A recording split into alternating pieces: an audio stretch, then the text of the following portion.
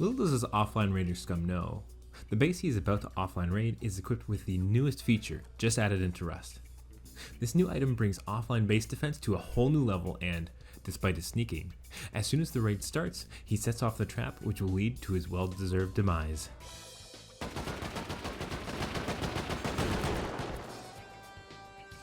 There's a new item called the Seismic sensor for detecting nearby explosions. It requires 1 power to operate, and you can adjust the sensing range from 1 to 30 meters. It costs 3 high quality metal and 1 tech trash to craft at workbench level 2. The sensor will output a pulse of 1 to 3 power depending on the level of explosive used. Explosive ammo registers at 2 power, whereas a rocket or C4 will register at 3. The battery briefly drains more power relative to the explosive type sense. A list of common raid methods and their corresponding power levels can be found in the description below. A sensing range of 30 meters is equal to 10 foundations. However, the thickness of this wall is enough that the explosions don't trigger the sensor. Keep this in mind when putting your sensors throughout your base. SAM sites have a new invert mode input. This input, while powered, will swap the SAM site's mode, then revert to the original mode when unpowered. As you can see, it is in target all mode by default, swaps to defender mode when powered, then back to target all when unpowered again. Powered turrets now show the amount of turrets within their 40 meter interference range. You can also see this number in your hotbar when placing a new turret, which is the amount of powered turrets in the range plus the turret you're currently holding. If you are not authed on the turrets nor the TC, you will not be able to see the interference number. Electric furnaces no longer have power on and power off inputs. Instead, they will turn on and off when power is applied and removed from their power inputs. They will also stop smelting when the output slots become full. The furnace will still draw power and will only resume once a whole stack is removed. You can now add wire slack when placing wires for more aesthetic appeal. When placing wires, press and hold your shift key and scroll up and down to adjust the amount of slack. Wire slack does not affect the wire length. This also works with deluxe Christmas lights. Igniters and Tesla coils within TC range will now automatically repair over time. Laser detectors now have a range of 12 meters or 4 foundations and will sense players walking directly into the beam. Solar panels no longer take damage when picked up. Medium batteries have been reduced in size to fit underneath half-height floors. The water pump collision box has been reduced to allow placement in triangle foundations. Conveyors can now have up to 30 filter items instead of just 12. The search results have also been increased to show 24 items at a time instead of 5, and you can add multiple items from a single search instead of needing to type in each time. The upgrade demolish rotate wheel now has every option present regardless of the building block you are interacting with. This ensures every option is in exactly the same place so you don't accidentally click the wrong one when upgrading quickly. Monuments and caves now have visible no build zones when holding placeables or your building plan. You can now place wooden barricades, sandbags, concrete barricades, and stone barricades within monuments, but only in terrain. They will still be blocked for placement on cement and other non-terrain floors. Windows now only take 15 seconds to craft instead of 30. While holding a building plan, you can now see the placement guides of your teammates. You can now access lower tier tech trees from level 2 and 3 workbenches. TCs can no longer store sulfur ore, sulfur, gunpowder, diesel, explosives, cameras, or laptops. The HV rocket has a new sound.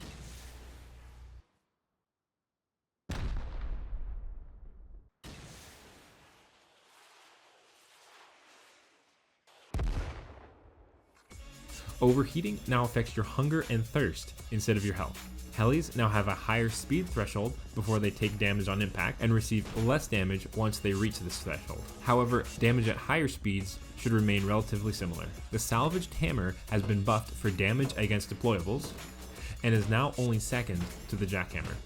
You can now set your paintbrush size up to 100. Mixing tables now support incendiary and high velocity ammo types. Horses can now walk backwards at half speed. You can hold sprint to fill a planter with seeds. Fishing bait now have new values and are able to be stacked to consume more than one at a time to increase the bait value. Higher value fish, such as the orange roughy, salmon, catfish, and shark, are not able to be used as bait. Fireworks no longer get stuck in the ignition animation without firing if you light more than 25 at a time. They will instead wait for the first 25 to finish, then will continue firing. Pressing R to enter the last entered code is now 2.5 times faster. There's now a cargo ship patrol path on the map. Anti-rad tees now provide radiation damage protection instead of radiation protection. The values are 15%, 30%, and 45% for the basic, advanced, and pure tees respectively. You can now spawn various cinematic entities such as green screens and lights directly from the admin console. Here's a quick build showcasing the base defense system I used in the intro. You'll need 6 electrical branches, 2 splitters, 1 timer, 1 seismic sensor, 4 door controllers, and 4 turrets. First, set down 2 branches and a timer.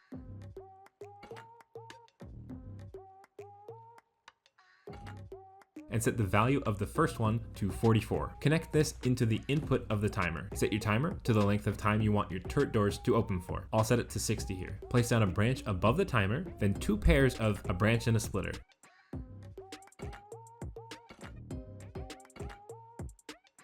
Set one of the branches in the pairs to 10 and the other to 1. Set the branch above your timer to 4, then connect branch out into the branch in pair that you set to 1.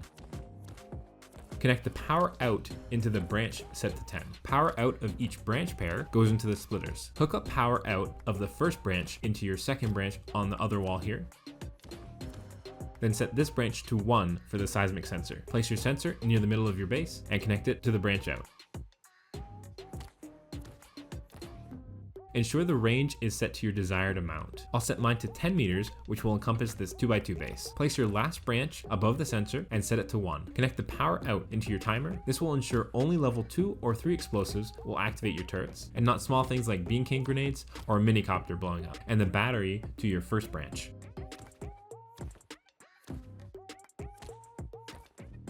Lastly, we need to set up the turrets and door controllers. Place your turret facing the closed door and place your door controller on the inside of the turret pod. Next, we'll hook everything up. If you use the wire slack feature, you can hide the wire run mostly underneath the ground to make it more difficult to spot. Make sure you connect your turrets into the branch splitter pair with 40 power and the door controllers to the pair with 4 power. Now that one turret pod is set up, we can activate the seismic sensor and see it is working. Do the same to hook up the other 3 sides, and you're all set.